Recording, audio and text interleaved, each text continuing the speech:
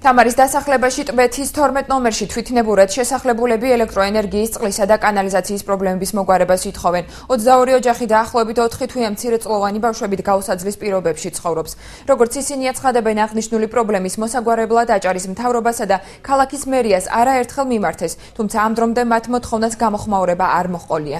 შენობა ფინანსთა სამინისტროს ბალანსია დღეს მოქალაქეებმა სწორედ ფინანსთა მინისტრს მიმართეს და პრობლემის საბოლოოდ გადაწყვეტამდე აღნიშნული საკითხის მოგვარება ითხოვეს. ხელისუფლების პოზიცია საკითხთან დაკავშირებით იხილეთ ჩვენს მომდევნო გამოშვებაში.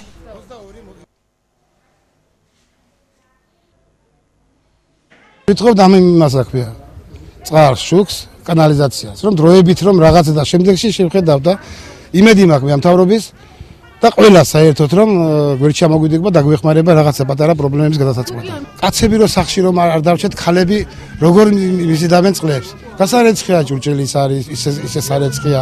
როგორ მოსთავებენ? ფინანსთა და ეკონომიკის მინისტრს მიმართავთ ბატონ დავით ბალაძეს, რომ ნუ დაგვიწყებს ახლა ესენი თვითნებურად არიან შესახლებული, არ შეიძლება. აქ არის გადასაწყვეტი პრობლემა. ელექტროენერგიის და წყალ-კანალიზაციის პრობლემის მოგვარება.